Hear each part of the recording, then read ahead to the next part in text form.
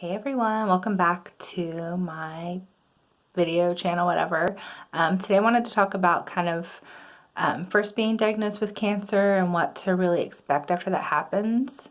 I know when I was diagnosed, it's just kind of like a complete shock because I didn't have a lump. I had what's called inflammatory breast cancer. So I had a rash that wouldn't go away. It looked kind of like a bug bite, and I had some redness and some swelling.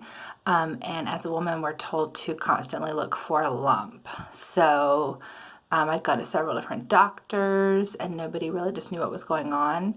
And I'd Googled, a lot. I pretty much had already figured out that I had inflammatory breast cancer, even though nobody else believed me that I had inflammatory breast cancer. So when I actually did go to the doctor and get the news that that's what it was, I just remember, like, oh my God, I have cancer. This is crazy. And I just remember, like, even before that, telling my mom, like, I think I have breast cancer. And she was like, you can't have breast cancer. It doesn't run in our family. And I was like, funny story. I think I do. So there's so many different types of breast cancer. So obviously I can't speak all different types, but I'm just going to share like kind of the process of what happened with mine. I had several different, it's called core needle biopsies, where they stick a needle obviously in your breast and they take a chunk of skin from the inside of your breast, which hurts really, really bad. They usually will do like some lidocaine shots to kind of numb that area. I had to do a skin punch biopsy, which they take a chunk of the breast tissue from the top, and that's how they found out I had inflammatory breast cancer. Obviously, most breast cancers are picked up through mammograms or ultrasound, which IBC isn't always detected with those two things, so I had to do the additional testing to verify that that's what I had. So at this point, you're going to have an appointment with a breast surgeon, and that the few weeks or a week even after you meet your breast surgeon is probably going to be the longest week of your life, because you don't know what to expect. You just want to know what's going to happen. When am I going to start? When, like, I just remember wanting to call every day and be like, are my test results in? Like, what's going on? When am I starting chemo? When am I starting therapy? Like, what's happening? What stage am I?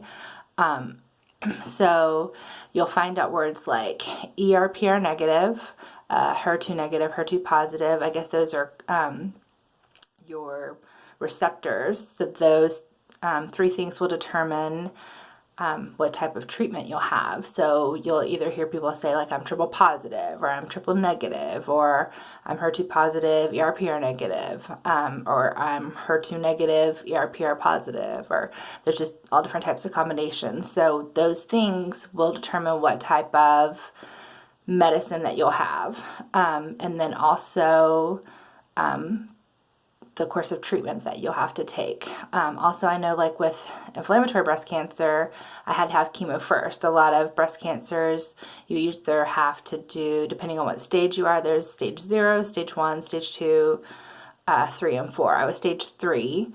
With inflammatory, I had to do my chemo first to obviously see if it took care of my cancer. And then at that point, I did a double mastectomy. And then I had to do radiation afterwards. A lot of breast cancers, they do either lumpectomy or mastectomy first, and then treatment afterward. It was just all overwhelming to think about all these things, like, oh my gosh. I was given a nurse navigator, which I believe most hospitals do that, and I was super lucky that mine was really on top of it. Your nurse navigator is usually to help be kind of like a liaison for you between your all your doctor's appointments and between your insurance company, because you're, it's like, oh my gosh, is my insurance going to cover these things? The next thing that'll happen is you're going to set up most likely a port placement appointment. Some surgeons do this in office, I heard. My surgeon did it like day of surgery. Didn't really know what to expect. I know my grandpa had lung cancer when I was younger, and looking back, I feel like a horrible person that I wasn't there for him or I guess that I really just didn't know like what was going on. But I was in my 20s, and I took him to chemo, but I never really thought about like the whole process of what he was going through. So port placement will be your next thing that happens. And let me tell you, some people have no issues with it. I hated my port. It hurt like a mug. I didn't do good with anesthesia. So I just remember like I went in for a day of surgery, and something that should have taken like just a few hours, I was there for a long time. They told my husband I didn't want to come out of anesthesia. So I just remember waking up and being groggy, and then I couldn't move my neck. And I was like, what is going on? Because they do your port. I don't know if you can see, I have a scar here. And then I have this scar here.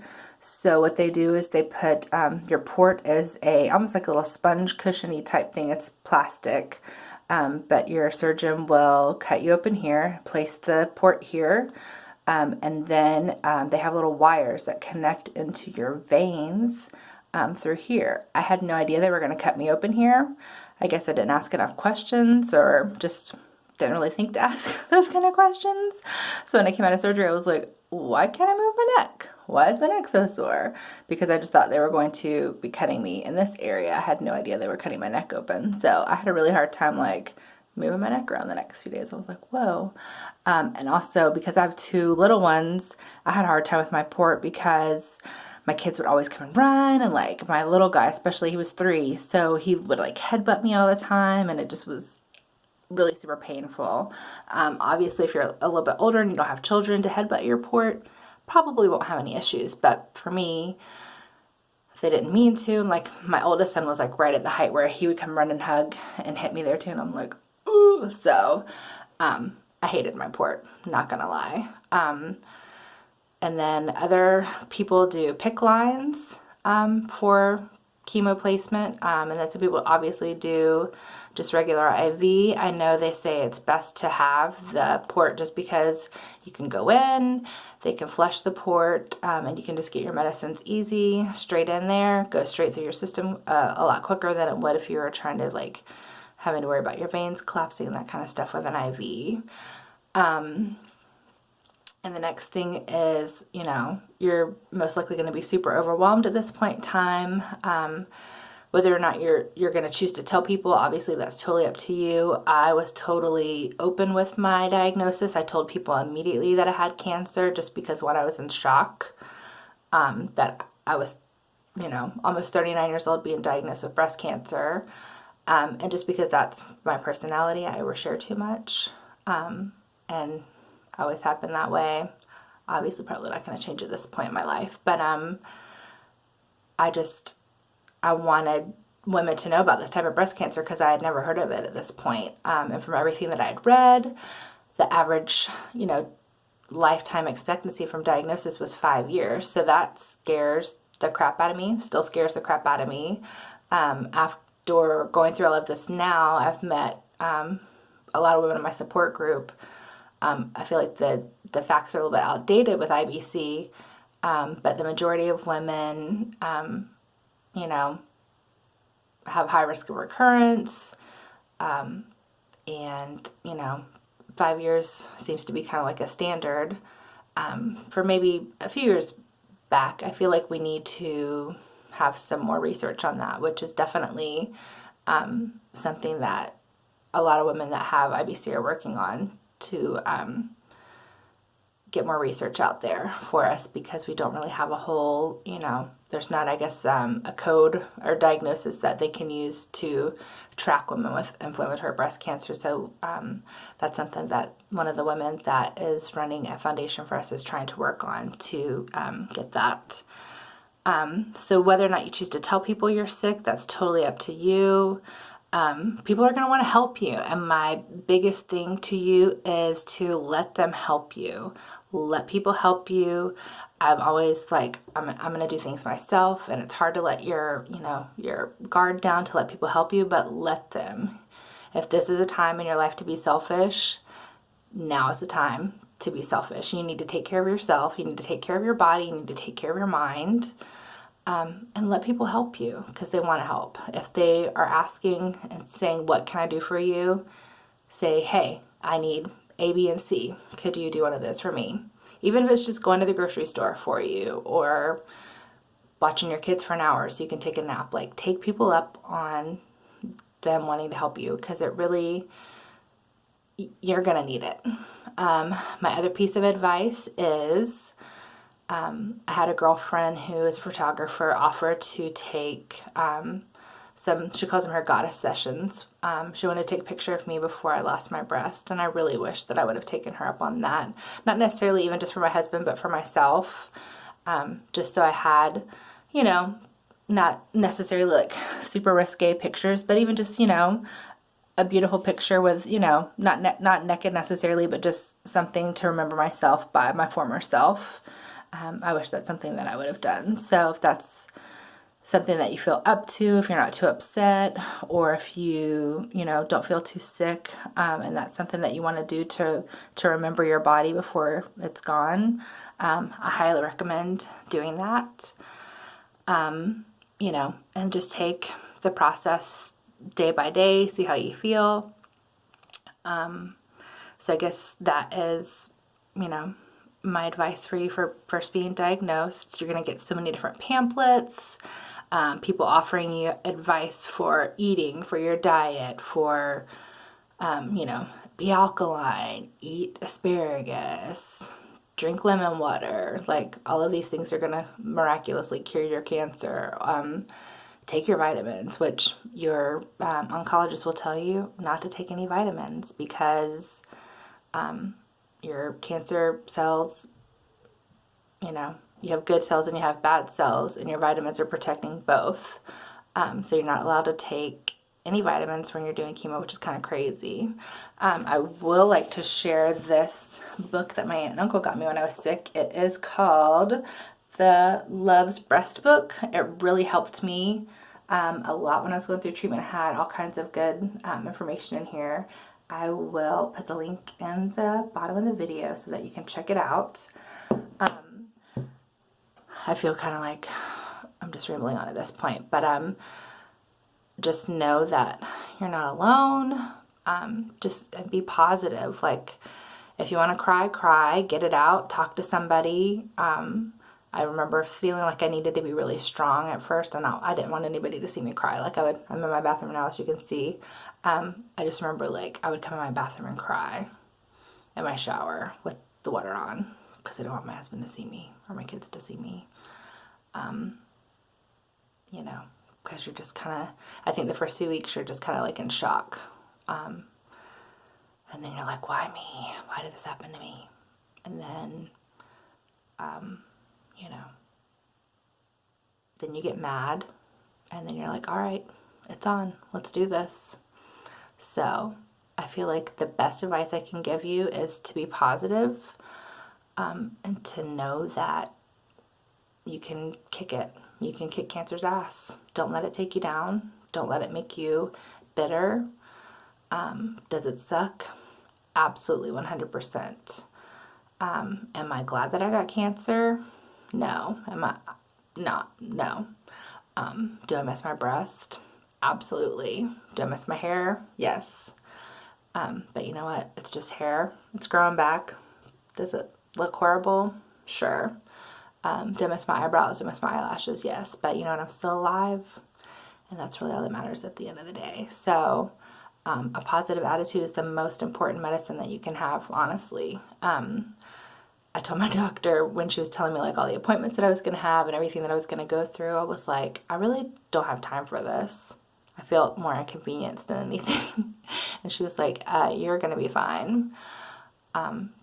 Just because I kind of looked at it as like, I don't have time to be sick. I'm a mom. I have 2 little boys to take care of. I have a thriving business that, it was going to be the spring season, and I was fully booked every single weekend for weddings. And I just was like, I don't have time to be sick. So I just kind of told my body like, all right, this is it. You don't have time to be sick. Let's do this. It's on. So I guess that's my best advice that I can give. And for people who are a loved one of someone who's diagnosed with cancer, just be there for them. Treat them normal.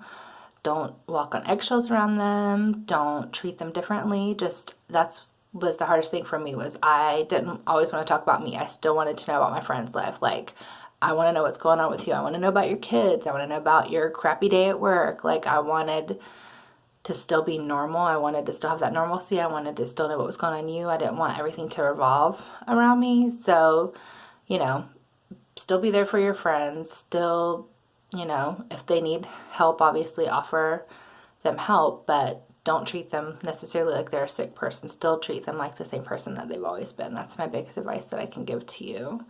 I had some really great friends send me like goodie baskets and get well things, and it was super awesome. And I definitely am going to make some videos in the future about what you can send your friends, what you necessarily want to take with you your first thing for chemo. And my next video I think I'm going to do is how to tell your kids that you have cancer, and things that might help them cope with it. And then I'm also going to finally do a makeup tutorial. So something kind of fun to kind of go in with the sad, I guess. Hopefully this hasn't been too gloomy for you. I'm kind of trying to go along with like my timeline for everything that happened. So hopefully this is a little bit informative for you, and just know that these first few weeks are the hardest. They are so scary, but know that you're going to get through it and it's going to be okay, hopefully. There's definitely different support groups. I know I made some great connections on Facebook. There's a great inflammatory breast cancer support group. There's young survivors breast groups. And there's, you know, just you can type in different type of stuff, and there's huge support systems.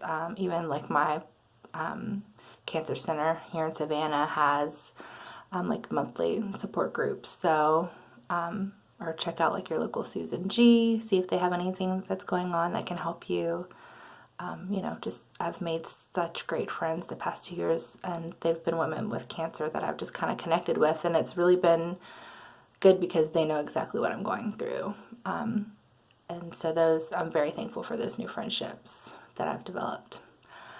So hopefully you've maybe learned something in this video. If not, sorry, but I appreciate you guys taking the time to watch it. And until next time, thanks.